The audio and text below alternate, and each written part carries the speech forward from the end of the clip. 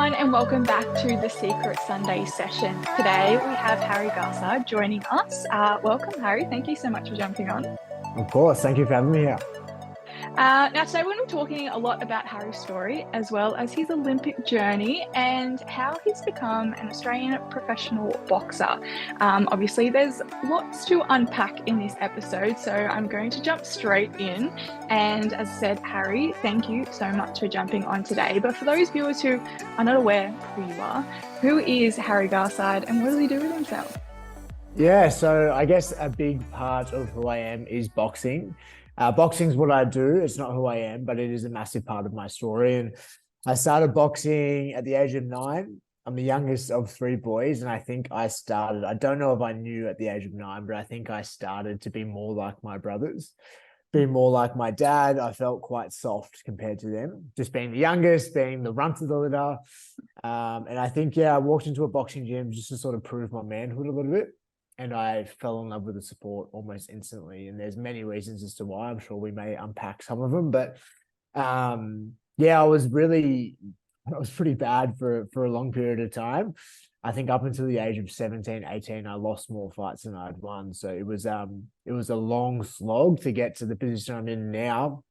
I think my first time representing Australia was 2015, which is amazing at the age of 18. And my goal pretty much even before I started boxing, I think every young sporting kid in this country loves like the Olympic Games. I definitely did. And at the age of 7, I just really wanted to strive for an Olympic gold medal because I saw Grant Hackett do it in 2004.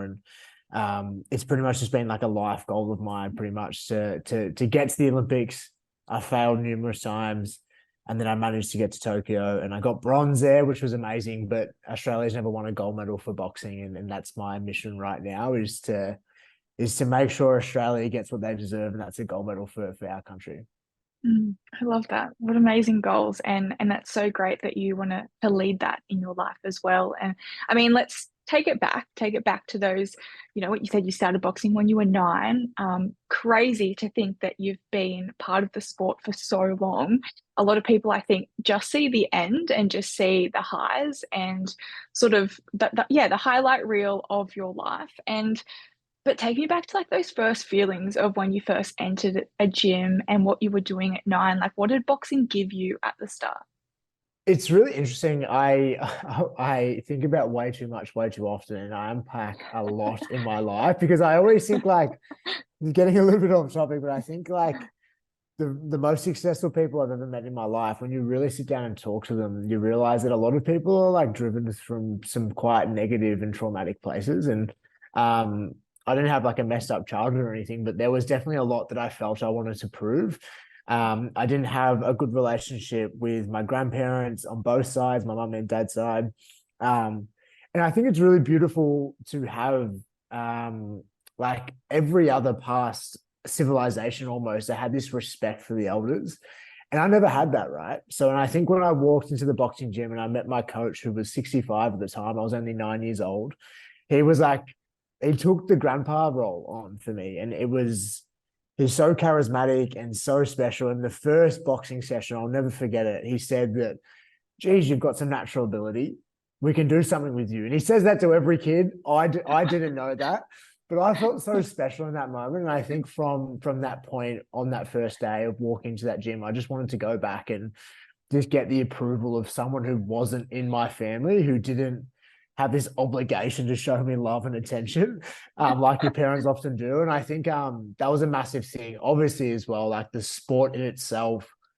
I know the world we live in right now criticizes like violence and I get it. You mean it's like it's extremely negative. You never want to use your fist on the street or anything like that. But I think it is really important for young people and people in general to learn to protect themselves, because the more secure you are in yourself, I think the less chance you have of doing dumb things on the street. So I have seen boxing save many people's life. I wouldn't say it saved my life, but I wasn't like in a bad state or anything like that. But it definitely did create security in myself and confidence in myself that I don't need to beat my chest because I'm insecure. I don't need to prove to the world that I'm a man. I know who I am, and that's because of what boxing and a few other things have given me.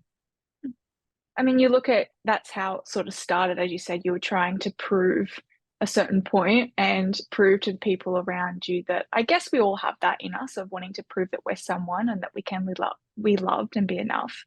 Do you feel like they reached a point where it stopped being for that reason? Yeah, that's a great question because I think majority of my teenage years, because I was really bad too at boxing, like I didn't have success early on.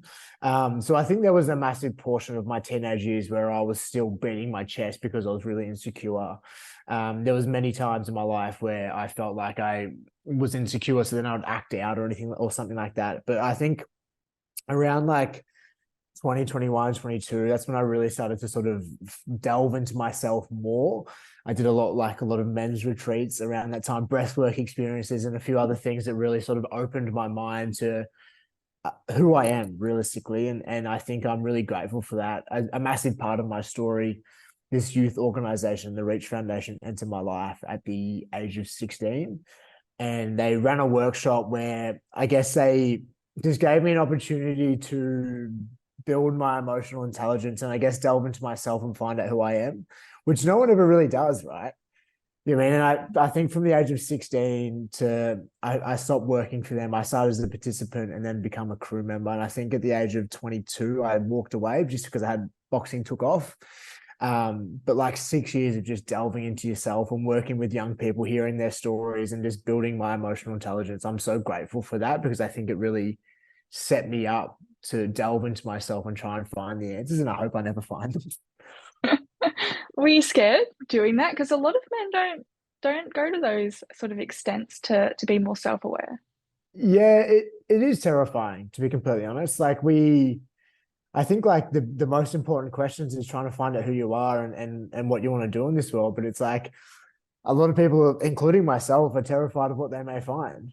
You know, because I think I have can speak for my own life, but I have definitely played the role of what I think my parents want me to do, my community wants from me, my if you have a partner, what they want from you. Like there's so many things pulling on you to be a certain way. And I think we often play the role of what we believe other people want us to be rather than being who we really are.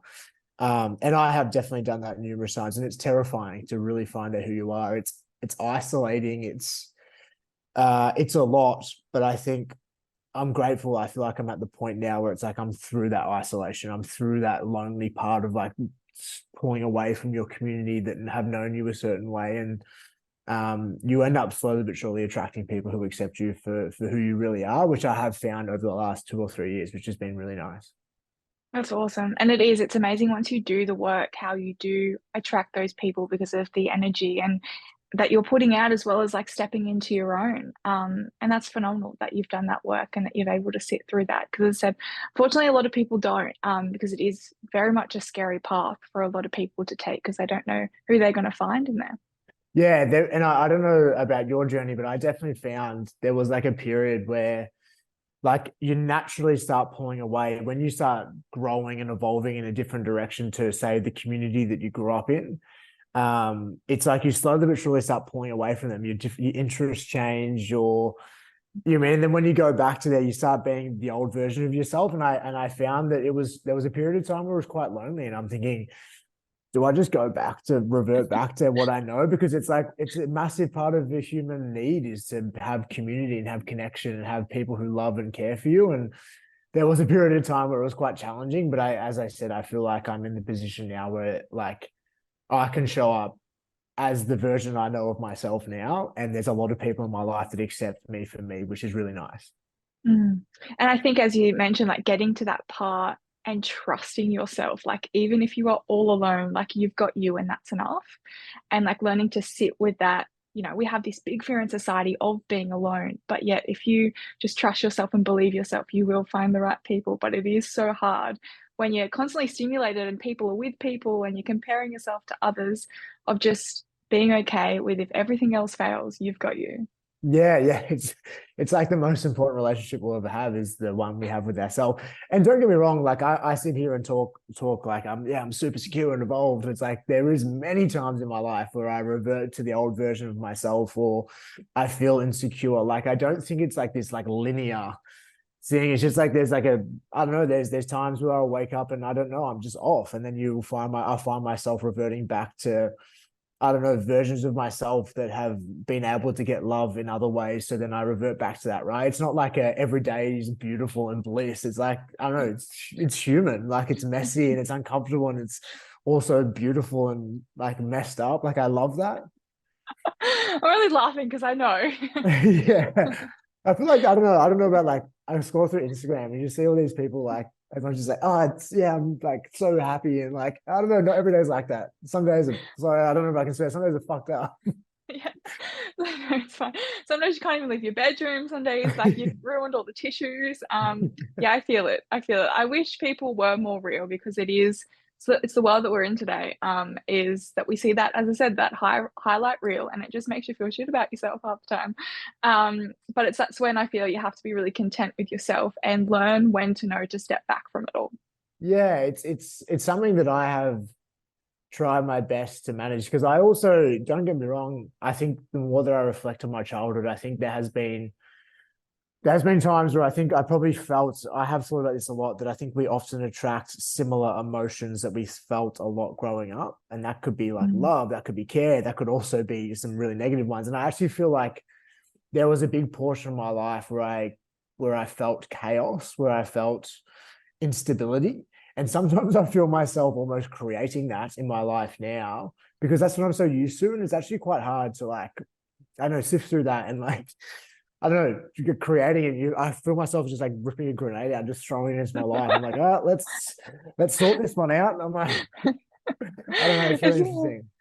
It is, but it's great that you have that mindset to be willing to do that. 'Cause so many people don't, and so many people never understand the different versions of themselves. And that's something that I love to share with people as well. It's like you need to get to know yourself on so many different levels. Like get to know all your ugly and all your messy, so that you know when things pop up, you know how you're going to turn up and what you're going to go to. But you need to have those strategies and tools in place in order to support yourself, so that you can get yourself out of it as well. Amen. Couldn't agree more. Do you feel any strategies or practices to support your mental health when you know something is popping up? Um, training's always been a really, I think it's like there's actually studies on it now too that it's almost better than SSRIs and you mean antidepressants and stuff like that. I think training has always been my savior. Mm, I think also as well chasing a goal that involves often training. mm, But yeah, chasing a goal has always been amazing for my mental health and clarity and um I think there's like the beautiful thing of just like having like life for me. I don't subscribe to a God. I believe I'm agnostic. I believe that there's something out there, but I'm not really sure what. And I just think there is times because I don't know the meaning of life, and none of us do. It's like sometimes it feels quite meaningless. But like mm.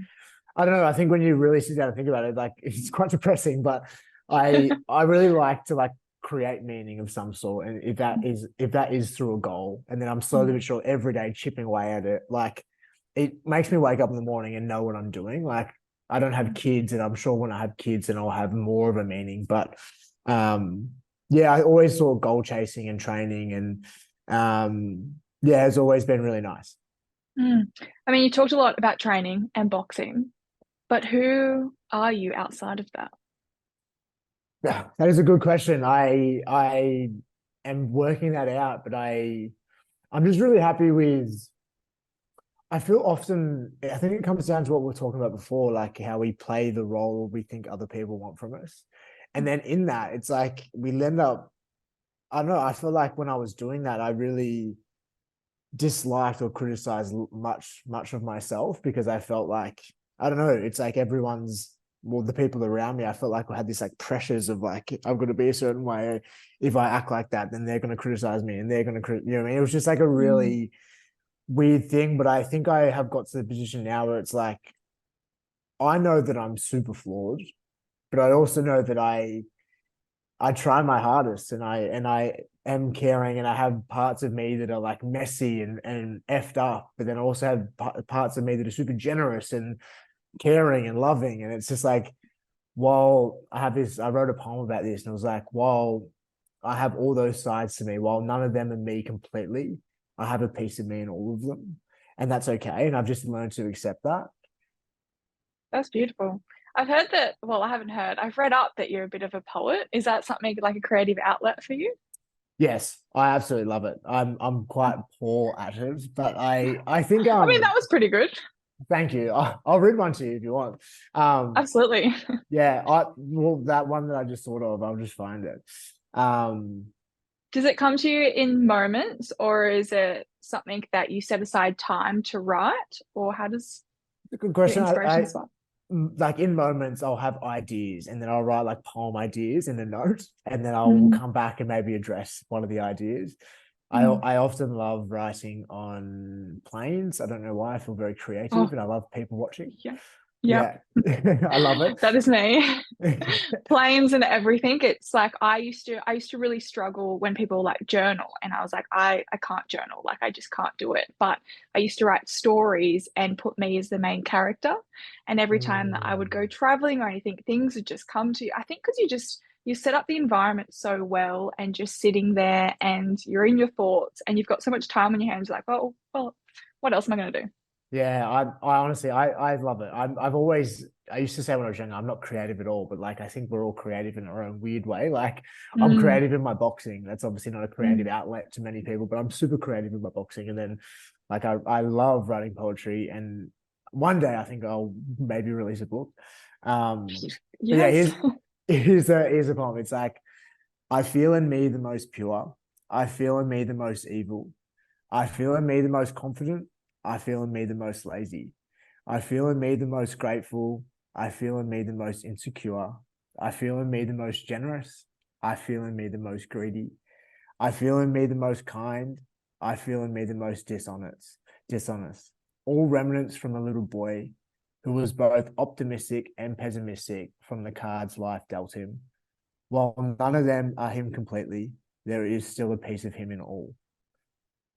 That's amazing. So explain to me a little bit about your headspace when you were writing that. Because to me, that's very, I'm stuck. How I would say it is like I'm stuck between two people and I don't know who I am.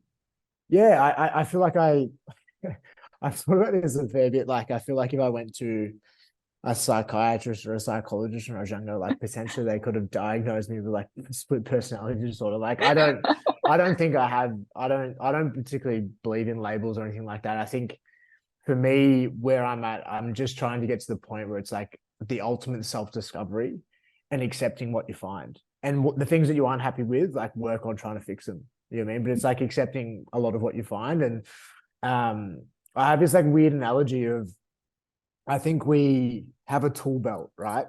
And often we pick up things like tools for our tool belt when we're younger to get through our environment, good or bad. We pick up tools. And I think once you put a tool on your belt, you can never get rid of it.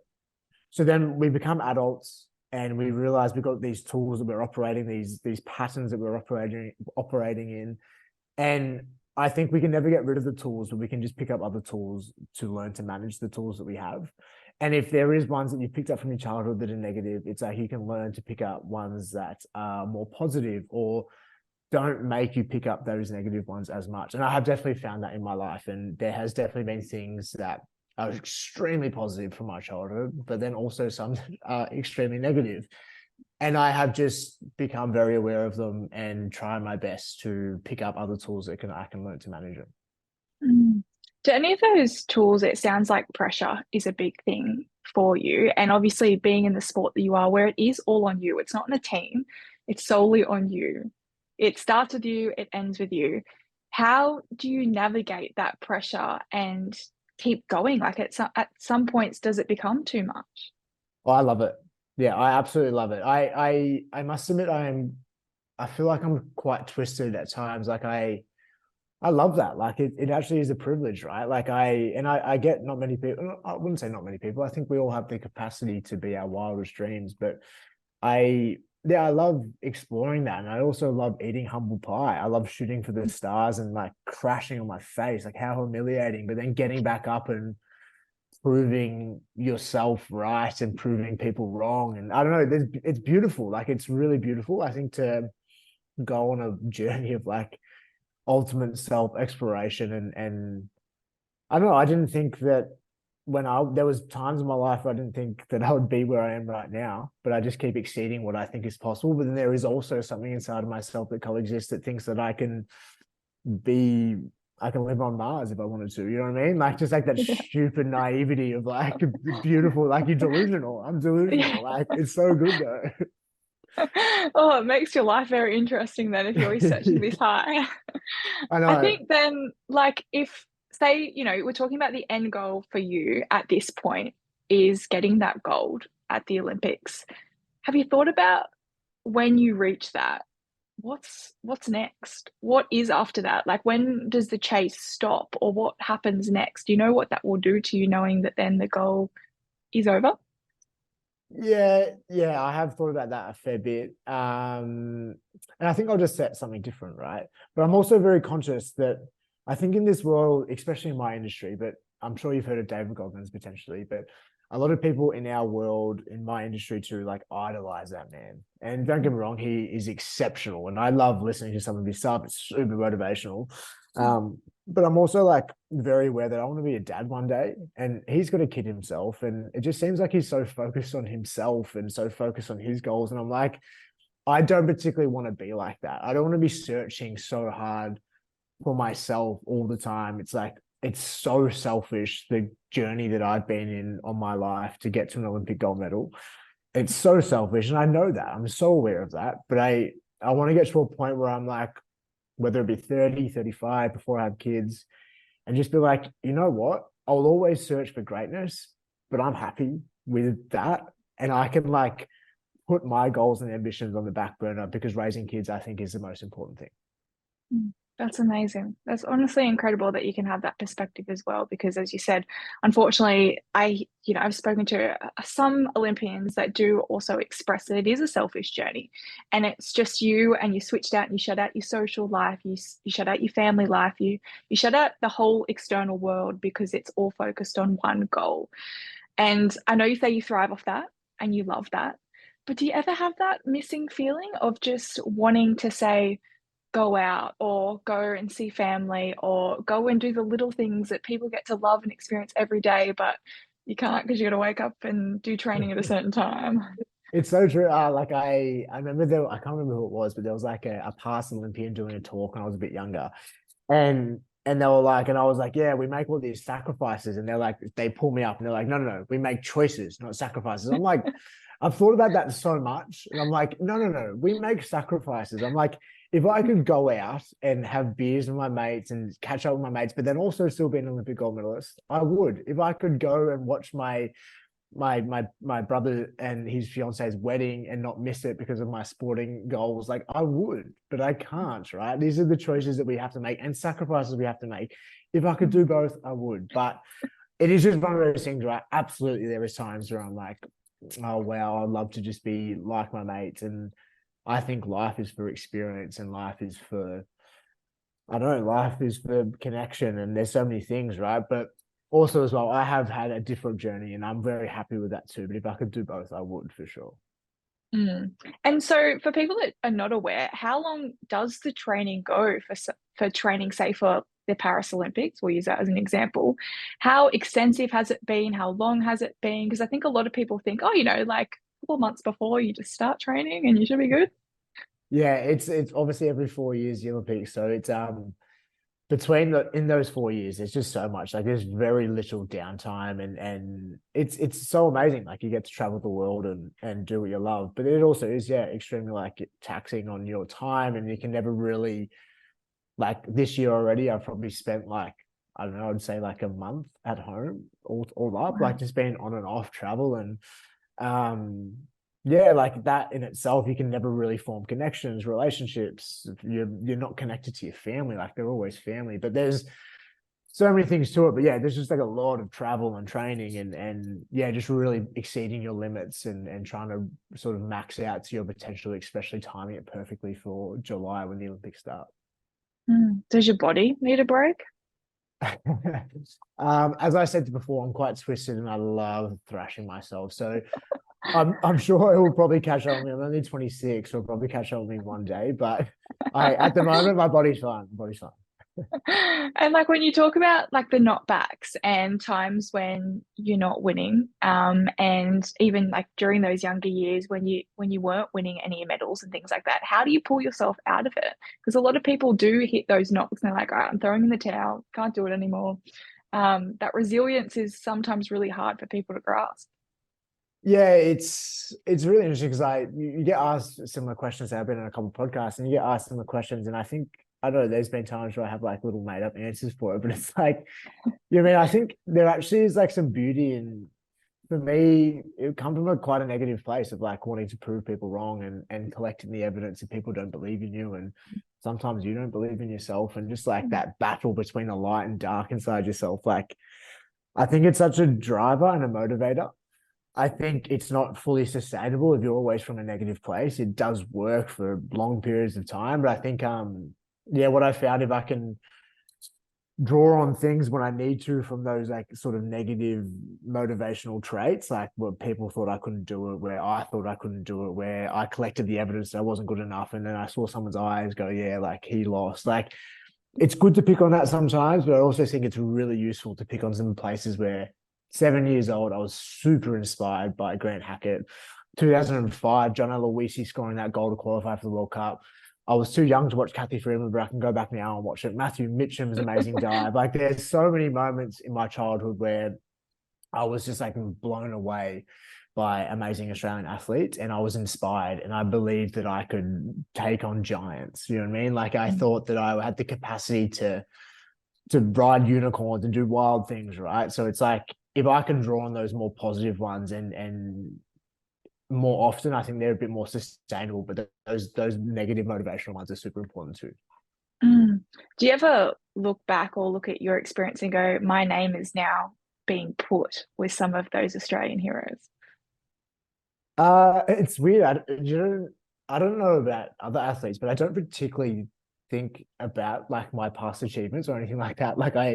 It's like very much what's next. Like Mm. it's almost like I would classify myself. I know I'm an addict, but like it's like addiction of like, where's the next hit? Where's the next feeling? Yeah. Where's the next thing? And yeah, I would definitely just find myself like I don't reflect on the 2018 Com Games. I don't reflect on the last Olympics. I don't reflect on my professional boxing career. Like it's just very much okay. Where's the next goal? Let's go. Like so, yeah. It's interesting. I don't know. I don't think about that stuff too much.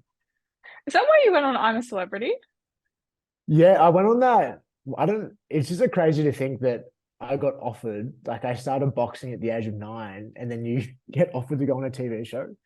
Like I'm an athlete. I'm not a reality TV star. I'm like, what the hell? Like, I don't know. It was just like a little pinch myself moment. Like, I still think that I'm just a little kid from Lurdale where I grew up in Victoria. And it's wild to be getting opportunities to go on a TV show with like Peter Hellier, who I used to watch growing up. Like wild.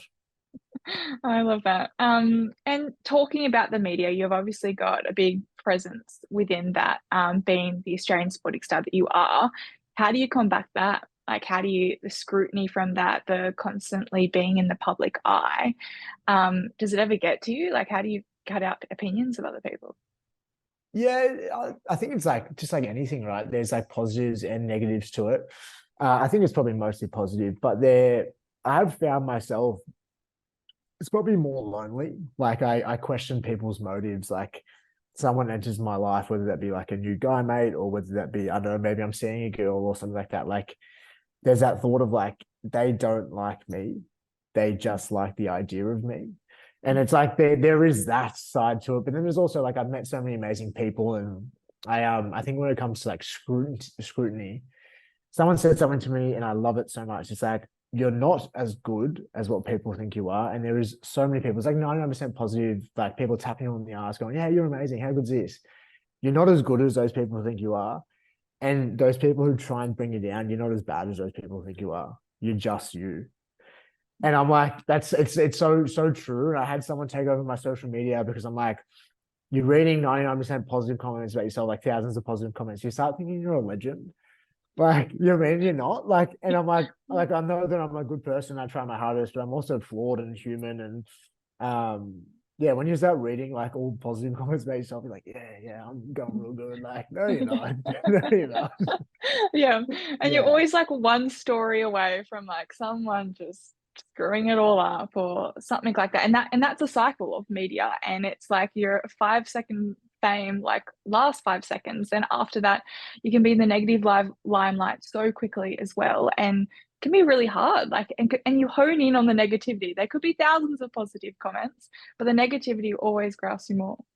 Yeah, it's amazing. I remember listening to a podcast of Michael Phelps, the most successful Olympic athlete, or one of them, and Grant Hackett. And they were saying like they didn't have social media when they were competing, especially in the early days, but they would be like reading the paper looking for the negative comment because it is a motivator, right? Like, I don't know. And I have found myself doing that at time to time. But as I said, I try my best to stay off it, just post, try and be as real and organic, and I try and be like I was 5, 10 years ago when no one cared about what I post on social media. So I don't, obviously you need to be like sensitive, you need to be aware, like, and I also think that comes with maturity and like not posting the wrong things or like silly things. Like, of course, like that comes with maturity and understanding and growth, but I just try and be as real as and organic as I can be.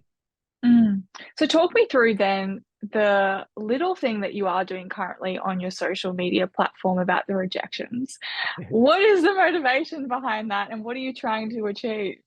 So I've been doing uncomfortable challenges, one challenge a month for 5.5 years, which is wild. I just completed my 64th challenge, which is wild. And Congrats. last month, the 63rd challenge was starting the 100 days of rejection. So I heard on a podcast that what the feeling you get when you get an extreme embarrassment or extreme rejection is like, I'm gonna get broken away from tribe. I'm that embarrassed. People don't love me.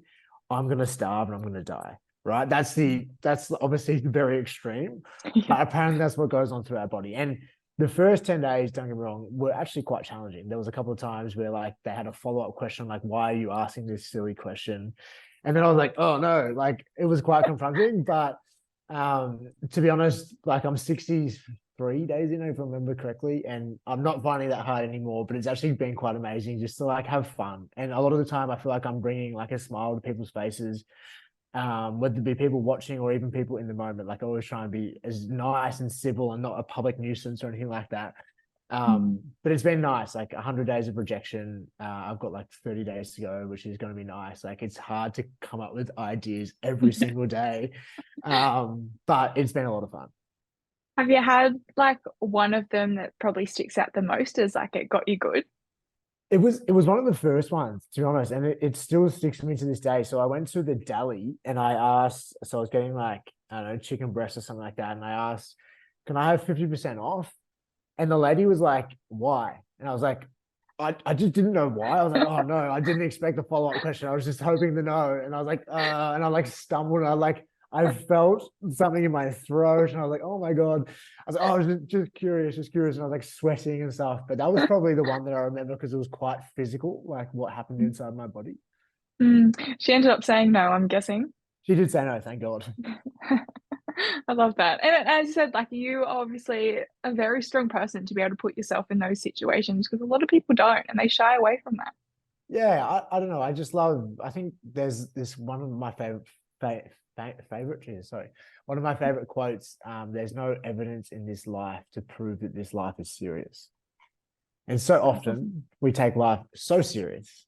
Like, and don't get me wrong, like, yes, I know we're survival beings and we're here for survival, but the reality is we live in a civilization, especially in Australia, where it's like most of us are so like comfortable and well off and in great conditions, but not in survival conditions. And I just think like if we can just have a bit of fun and enjoy and just not be so serious and caught up, I know it's nice. And I try and live by that as much as I can, although my ambitions are quite serious, right? But I try and bring life and love and happiness to it as well. Mm. Do you think that you're embodying that every day? Oh, definitely not every day. Yeah, definitely not every day. As we spoke about before, like there's some days where you wake up and you're just off. Like I don't think we're just like super consistent animals. Like we are just complex, and there's weeks where I'm like really positive, and then there'll be like a month where I'm like, oh, this has been a hard month, right? Like, Mhm. and I don't, a lot of the time I don't have answers as to why it's rough. Like, yeah, it's like compounded of like a few different things pulling on my stress, but I know sometimes there's like, I don't know, you're just feeling a bit flat, and I have just learned to like not, I don't not be ashamed of that. Like it's just part of it, right? Like part of the human experience. And I think we live in a world right now where it's like, I know it's like, if you're not happy, something's wrong. It's like, look, just to be honest, all human emotions are just as important as each other. You can't prioritize happiness and not sad. You know what I mean? They're just all beautiful in their own weird way, as long as you can control them as best you can. Mm. And I honestly, I can't agree more because that stress then of when people always question, well, why are you sad or why are you happy? Like you need a reason all the time. And that brings an added stress because then you're like, fuck, now I've got to think of a reason of why I'm feeling these emotions. And then you start digging deep into places that you don't need to start digging into to give people answers. And at the end of the day, you don't. Like you said, sometimes you just feel it.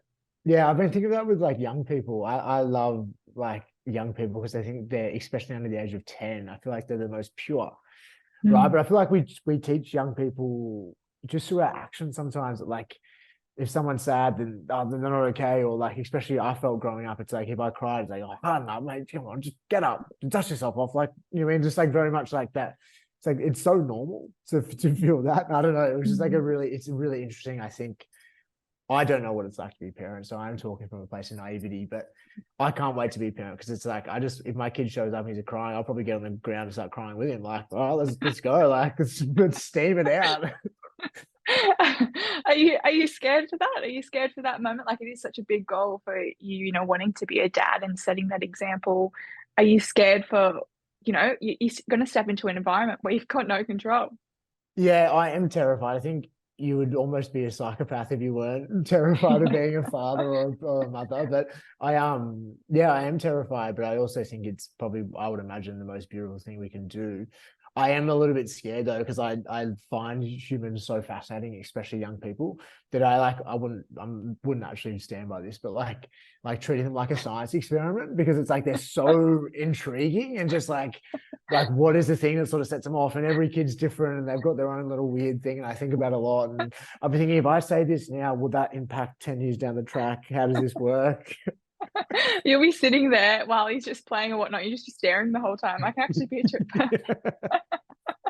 Oh, I love that. I can't wait to see that unfold. That'll be great. Yeah, they'll either be a Thank you. really good kid or not a good kid at all. I'm not sure. Yeah, you probably. Oh, actually, I won't mention what I was going to say. Anyway, good luck with that journey. Thank you so much for joining us today on the podcast and sharing, all your story and what you've been through, as well as what motivates you outside of boxing as well as in boxing. I want to just sort of end on a few little tips and advice and a message. So for young people, I know you mentioned that you do work a lot with youth, but what do you like to say to them in terms of if they are struggling, trying to find out who they are, they're in that space of not knowing who their people are, because a lot of us do fall into that. Who do I fit in with? How do I find my people? And how do I even know what I want to do? Based on your experience, what advice or message would you give to them? I always think, like, especially when you're in school, so let's say under the age of 18, I think we have a lot more confidence and ability to deal with like rejection and embarrassment, and obviously none of us like feeling those emotions, right? Like, but I think the more often you can try things when you're younger, especially let's say primary school, early high school, then you find out the things that you enjoy. And I think it's like really cool to, once you find out things you enjoy, it's like try and scale that into a job if you can, if it is an industry where you can have a job. And it's like through that journey of doing that, it's like you will then find people who have similar values potentially or similar interests. And I don't know, I found that in my own life, but I think it's as I said before, like we take life so seriously sometimes, but if you can find something that you really enjoy and you're super passionate about, it's like through that journey of trying to become, it doesn't even have to be like trying to make millions of dollars off it. It's like just try and do something you really enjoy for the majority of your life. And I have always found that super valuable and super useful for young people, because in the days that get hard, and there's always days that get hard, it's like if you really are passionate about something, it's like you can get off your bed quite comfortably because you're really passionate about what you're doing. If you don't like your job, those days where it's hard, and we all will have hard days, you're like, oh, this is so challenging. Yeah. Would you say anything different to your younger self, to your 9-year-old that entered that boxing gym? Would you tell him anything? Oh, I've been asked this a few times, and I always have like the same answer, and I completely agree. And I actually had a full circle moment, which I will tell at the end. But I wouldn't say a thing. I think it comes down to like, I wouldn't say a thing. I'll just give him a big hug, right? And in that, it's like, I'm happy with how my life has turned out. I think you would be giving advice potentially if you weren't happy, maybe, or you would say like, "Oh, keep going if you were happy." But I'm like, I'm pretty content, or not content. I don't like that word, but I'm happy with the direction my life is going in, right? So it's yeah, and I think you almost need all those hard times, all those failures in my teenage years, all those times where I really thought, oh, can I do this? Like my parents said, just get a job, boxing's not going to pay the bills. Like all those times, it's like they finally made me into the man that I am now. So I'm really grateful that everything that's happened. And I did a breathwork experience halfway through last year. And I've never been bird's eye view. People talk about being bird's eye view of themselves. And I'm like, to be honest, I thought it was bullshit because it never happened to me. Yeah. And then it happened to me, right? And I was bird's eye view of myself. And I saw myself just hugging a young kid. And I obviously assumed that was just my younger self. And it was in a moment where I really felt I needed it. And it was super nice because I feel like that is the most important relationship, is the one we have with ourselves. And inside of ourselves is often young kids at moments in our life where we may have been super triumphed or super sad, right? And I think in that moment, I just had, as a 25-year-old boy at the time, I had my younger selves back, which I think is, as I said, the most important thing. Oh, that's beautiful. What would you think that younger self would say to you right now?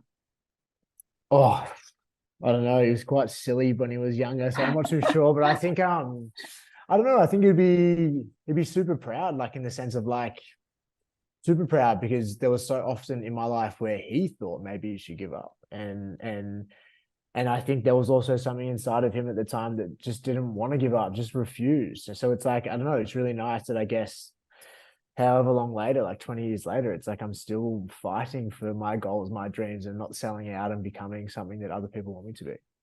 Mm, that's incredible. Well, thank you so much for sharing today your journey and where you've got to today, and good luck with the Olympics. When do you leave? It's like a lot of on and off travel, as we spoke about during this. But yeah, on and off travel. But I'll probably leave towards the back end of June and not get back until I get that gold medal in August. Love it. Already speaking like you've got it. That's a winner.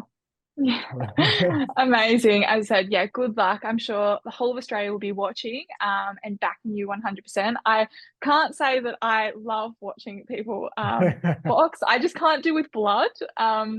But hopefully there'll be no blood, so maybe I'll watch. No, but thank you once again. And where can people find you if they want to follow your journey and follow your Olympic path? Yeah, probably Instagram's probably the one I use the most, just Harry_Garside. I have got TikTok as well. It's also, I think it's just Harry Garside. So, yeah, they're the two that I use the most. Just one of them. Just look them up and Yeah. you'll find it. Easy. Once again, thank you so much. And thank you as well to everyone else out there for joining us for another Secret Sunday session. It has been an honour to have Harry on today. And as well for everyone listening. Have yourself a great day and we'll talk to you all very soon.